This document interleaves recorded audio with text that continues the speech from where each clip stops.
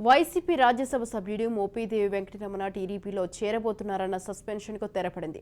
వైసీపీకి పదవికి రాజీనామా చేసి ఆయన టీడీపీ తీర్థం పుచ్చుకోబోతున్నారని వారం రోజులుగా ప్రచారం జరుగుతోంది. ఈ ప్రచారం జరిగినట్లుగానే మోపిదేవి వెంకటరమణ వైసీపీకి గుడ్ బై చెప్పారు. తాను ఏ పార్టీలో చేరబోతున్నారనే దానిపై నాకు క్లారిటీ ఇచ్చారు. ఇక టీడీపీలో తాను చేరబోతున్నట్లు తెలిపారు. గుంటూరు జిల్లా రేపల్లెకు చెందిన తనకు రాష్ట్ర రాజకీయాలంటే మక్కువ అని చెప్పారు. రేపల్లె టికెట్ తనకు కాకుండా ఇంకొకరికి ఇచ్చి ఉంటే ఫలితం దక్కేదన్నారు. టికెట్ విషయంలో జగన్కు చాలా చెప్పానని కానీ వినిపించుకోలేదని తెలిపారు. తెలుగుదేశం పార్టీలో చేరబోతున్నది వాస్తవమేనని మోపిదేవి వెంకటరమణ వెల్లడించారు. త్వరలోనే సైకిల్ ఎక్కబోతున్నట్లు ఆయన ఫుల్ క్లారిటీ ఇచ్చారు.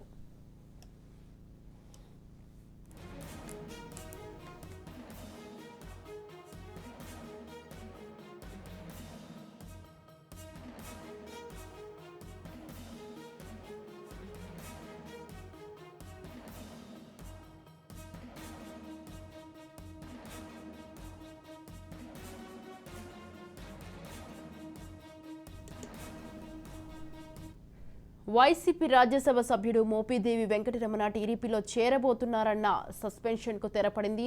వైసీపీకి పదవికి రాజీనామా చేసి ఆయన టీడీపీ తీర్థం పుచ్చుకోబోతున్నారని వారం రోజులుగా ప్రచారం జరుగుతోంది. ఈ ప్రచారం జరిగినట్లుగానే మోపిదేవి వెంకటరమణ వైసీపీకి గుడ్ బై చెప్పారు.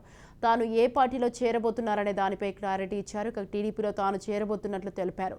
గుంటూరు జిల్లా రేపల్లెకు చెందిన తనకు రాష్ట్ర రాజకీయాలంటే మక్కువ అని చెప్పారు. రేపల్లె టికెట్ తనకు కాకుండా ఇంకొకరికి ఇచ్చి ఉంటే ఫలితం దక్కేదన్నారు. టికెట్ విషయంలో జగన్కు చాలా చెప్పానని కానీ వినిపించుకోలేదని తెలిపారు. తెలుగుదేశం పార్టీలో చేరబోతున్నది వాస్తవమేనని మోపిదేవి వెంకటరమణ వెల్లడించారు. త్వరలోనే సైకిల్ ఎక్కబోతున్నట్లు ఆయన ఫుల్ క్లారిటీ ఇచ్చారు. రైట్, ఈ విషయంపై మరింత సమాచారాన్ని మా ప్రతినిధి రమేష్ ఫోన్ లైన్ లో ఉన్నారు. రమేష్, స్వాతి, ఏదైతే సీనియర్ నేతగా ఉన్నటువంటి మోపిదేవి వెంకటరమణ టీడీపీలో చేరేందుకు కూడా పూర్తి స్థాయిలో వెల్లడించినటువంటి పరిస్థితి కనపడుతుంది. ఏదైతే సీనియర్ నేతగా ఉన్నటువంటి మోపిదేవి వెంకటరమణ అటు వైఎస్ కుటుంబానికి అత్యంత సన్నిహితుడిగా పేరుంది. ఏదైతే మరి ఆయనతో పాటు మరి కొంతమంది నేతలను కూడా టీడీపీలో చేరేందుకు కూడా సిద్ధమైనటువంటి పరిస్థితి కనపడుతుంది. అయితే రేపల్లి టికెట్ ఆశించినట్టు గత ఎన్నికల్లో రేపల్లి టికెట్ ఆశించినటువంటి నేపథ్యంలో అటు వైసీపీ అధిష్టానం పూర్తిగా నిరాకరించింది. ఆ సమయంలో కూడా తీవ్ర స్థాయిలో మత్స్యకారుల కులానికి సంబంధించినటువంటి రాష్ట్ర వ్యాప్తంగా కూడా మరి ధర్నాలు చేపట్టినటువంటి సందర్భాలు ఉన్నాయి. ఈ నేపథ్యంలోనే పార్టీ బలోపేతం విషయాల్లో కూడా అనేక సలహాలు ఇచ్చినప్పటికీ కూడా అయితే మోపిదేవి వెంకటరమణ మాటలకు కూడా ఎక్కడ కూడా వైఎస్ జగన్మోహన్ రెడ్డి పట్టించుకున్నటువంటి సందర్భాల్లోనే కేవలం వారికి సంబంధించినటువంటి వారి సామాజిక వర్గానికి సంబంధించిన వైఎస్ జగన్మోహన్ రెడ్డికి సంబంధించినటువంటి సామాజిక కొంతమంది వ్యక్తులు పక్కన పెట్టుకొని కూడా పార్టీని తీవ్ర స్థాయిలో నష్టపరిచినటువంటి సందర్భం కూడా ఇప్పటికి కూడా అటు మోపిదేవి వెంకటరమణ కూడా జీర్ణించుకోలేనటువంటి పరిస్థితి కనపడుతుంది. ఈ నేపథ్యంలోనే ఈ పార్టీలో ఖచ్చితంగా రాబోయే రోజుల్లో కంటిన్యూ అయితే ఆయన రాజకీయ జీవితానికి మనుగడ ఉండేటువంటి అవకాశం ఉన్నటువంటి నేపథ్యంలో ఆయన పూర్తి స్థాయిలో వైసీపీని వీడి టీడీపీలో చేరేందుకు కూడా మరి ఆయన సుముఖత వ్యక్తం చేస్తున్నటువంటి పరిస్థితి కనపడుతుంది. ఇప్పటికే అటు జడ్పీ మెంబర్స్ కానీ అదేవిధంగా పంచాయతీ సర్పంచ్లు కానీ ఎంపీటీసీలు కూడా వారందరితో కూడా సమావేశం ఏర్పాటు చేశారు.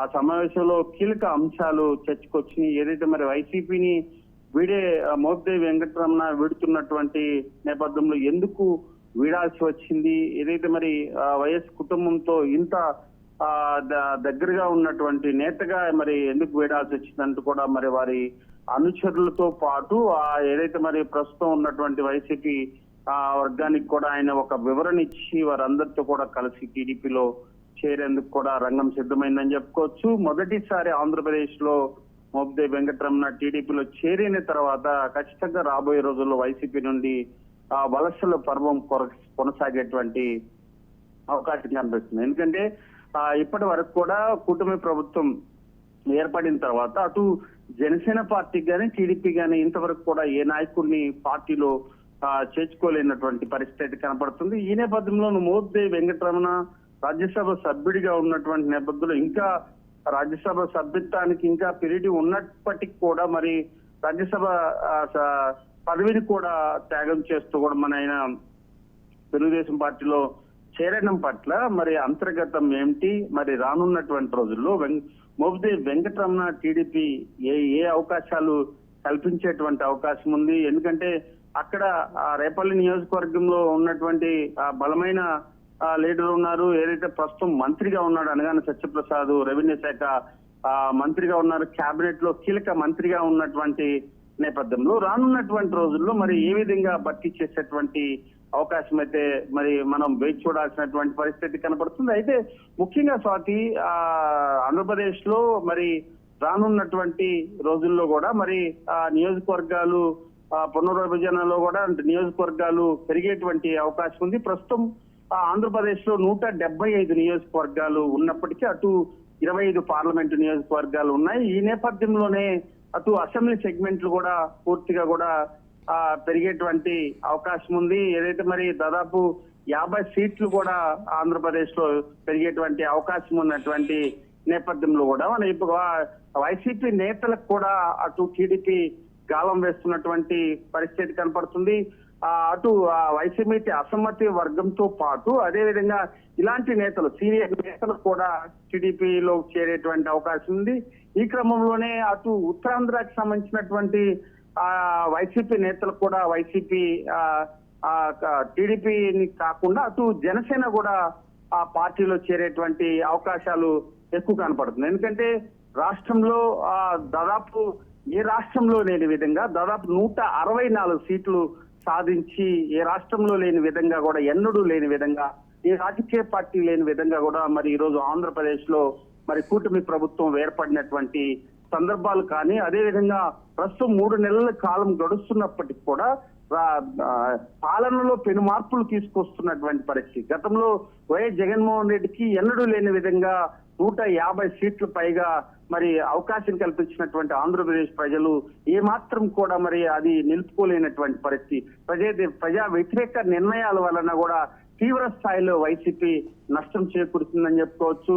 మరి 3 రాజధాని అంశాలని లేవనెత్తినప్పటికీ కూడా ఒక్క రాజధాని కూడా పూర్తి చేయనటువంటి నేపథ్యంలో కూడా మరి ఆంధ్రప్రదేశ్ లో ఇప్పటికీ మరి సరైన రాజధాని లేనటువంటి ఆంధ్రప్రదేశ్ ప్రపంచ పటంలో కూడా రాజధాని లేనటువంటి పరిస్థితి ఒక ఆంధ్రప్రదేశ్ కే ఉన్నటువంటి పరిస్థితి. ఈ నేపథ్యంలోనే అటు కూటమి ప్రభుత్వం చాలా ఛాలెంజ్ గా తీసుకున్నటువంటి పరిస్థితి కనపడుతుంది. ఇప్పటికే 26,000 ఎకరాలతో కూడా మరి ఆంధ్రప్రదేశ్ రేపు 1 నుండి కూడా డిసెంబర్ 1 నుండి కూడా ఆ పనులు ప్రారంభించేటువంటి అవకాశం ఇప్పటికే మంచి రోజు చూసుకొని శంకుస్థాపన చేసినప్పటికీ కూడా ముమ్మరంగా 1వ తారీఖు నుంచి కూడా పనులు ప్రారంభించేటువంటి అవకాశం ఉంది. అయితే ఎక్కడ కూడా రాజకీయ కక్ష సాధింపులకి తావు లేకుండా కూడా అభివృద్ధి ధ్యేయంగా కూడా కూటమి ప్రభుత్వం ముందుకెళ్తుంది.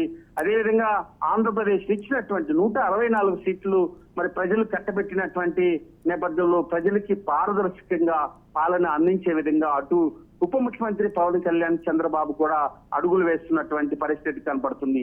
ఇవాళ అటు జిల్లా కలెక్టర్లు కానీ ఎస్పీలు కూడా ఎక్కడ కూడా ప్రజా ప్రతినిధులు ప్రజా వ్యతిరేక నిర్ణయాల పైన కూడా నిర్ణయాలు తీసుకుంటే కూడా అధికారులు కూడా ఎక్కడ పనిచేయనటువంటి పరిస్థితి కనపడుతుంది. పూర్తి స్థాయిలో అటు ముఖ్యమంత్రి, ఉప ముఖ్యమంత్రి కనుసైగల్లో జిల్లా అధికారులు పనిచేస్తున్నటువంటి పరిస్థితి. ఎక్కడ కూడా కూటమి పార్టీకి కూడా ఎక్కడి నష్టం లేకుండా కూడా రానున్నటువంటి రోజుల్లో ఈ 5 ఏళ్ల కాలం కాకుండా రానున్నటువంటి రోజుల్లో కూడా మరో 5 ఏళ్లు కూటమి ప్రభుత్వం ముందుకు వెళ్లే విధంగా ఆంధ్రప్రదేశ్ అభివృద్ధి చెందే విధంగా కూడా ముందుకు వెళ్తున్నటువంటి ఇప్పటికే అటు అనేక వైసీపీ 2019 నుంచి 2024లో జరిగినటువంటి అనేక కుంభకోణాల పైన కూడా ఇప్పటికే జిల్లా కలెక్టర్లకి ఆదేశాలు జారీ చేశారు.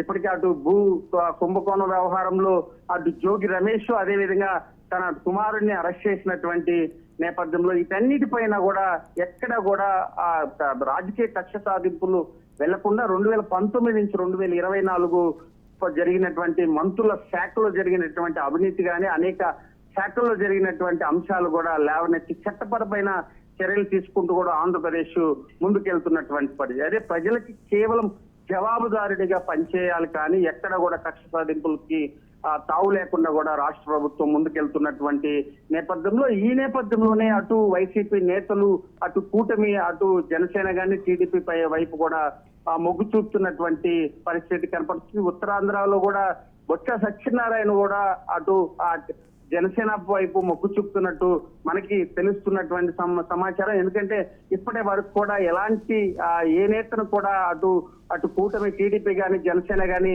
చేర్చుకోలేనటువంటి నేపథ్యంలో కూడా ఖచ్చితంగా రాబోయే రోజుల్లో మోపిదేవి వెంకటరమణ తర్వాత కూడా మరికొంతమంది చేర్చుకునేటువంటి అవకాశం. ఇప్పటికే ఎమ్మెల్సీగా ఉన్నటువంటి పోతుల సుజాతను కూడా పార్టీలో చేర్చుకునేటువంటి అవకాశం కనబడుతుంది. ఆయనతో పాటు మరికొందరు నేతలు కూడా మరి టీడీపీలో చేరేటువంటి అవకాశం ఉంది. టీడీపీ ఆ డోర్లు తెరిచిన తర్వాత అటు జనసేన కూడా పార్టీలో చేర్చుకునేటువంటి అవకాశం ఉంది. ఖచ్చితంగా పునర్విభజన దాంట్లో కూడా మరికొన్ని సీట్లు పెరిగేటి అవకాశం ఉంది. ఏదైతే డీలిమిటేషన్ తర్వాత కూడా 50 సీట్లు పైబడి కూడా సీట్లు పెరిగేటువంటి అవకాశం ఉంది. ఏదైతే మరి పార్టీలో చేర్చుకునేటువంటి నేతలకు కూడా కొంత హామీ ఇచ్చేటువంటి అవకాశం ఉంది. ఇప్పటికే జనసేనకి 21 సీట్లు త్యాగం చేసినటువంటి టీడీపీ రానున్నటువంటి రోజుల్లో మరింత సీట్లు పెంచేటువంటి అవకాశం ఉంది. మరి 2029లో కూడా కలిసి మళ్ళీ ఉమ్మడిగా ఎన్నికల్లోకి వెళ్తే ఖచ్చితంగా మరో 20 సీట్లు జనసేనకి ఇచ్చేటువంటి అవకాశం ఉంది. ఈ నేపథ్యంలోనే మరి ఇలాంటి నేతలను చేర్చుకునేటువంటి అవకాశం ఉంటే ఖచ్చితంగా వారికి కూడా మరి భర్తీ చేయాల్సినటువంటి అవకాశం ఉంది. ఈ నేపథ్యంలోనే ఖచ్చితంగా అటు చంద్రబాబు చాలా ఆచితూచి అడుగులు వేస్తున్నారు. ఎందుకంటే అటు వైఎస్ జగన్మోహన్ రెడ్డి ప్రజా వ్యతిరేక నిర్ణయాన్ని కానీ అదేవిధంగా ఒంటెద్దు పోకడి వ్యవహారంలో అటు వైసీపీ నేతలు చాలా చోట్ల దాదాపు 30% నేతలు కూడా చాలా ఆయన పైన గుర్రుగా ఉన్నారు. ఈ నేపథ్యంలోనే పార్టీని ఒక్కొక్కరుగా వీడేటువంటి అవకాశం ఉంది. మరికొద్ది రోజుల్లో కూడా తీవ్ర స్థాయిలో కూడా మరి నష్టపోయేటువంటి అవకాశం ఉంది వైసీపీ. మరికొన్ని నేతలు కూడా అటు వైసీపీ కానీ అదేవిధంగా టీడీపీ కానీ అదేవిధంగా జనసేన పార్టీలో చేరేటువంటి అవకాశం అయితే ఖచ్చితంగా కనపడుతుంది. Swathi. Right, thank you Ramesh, thanks for the details.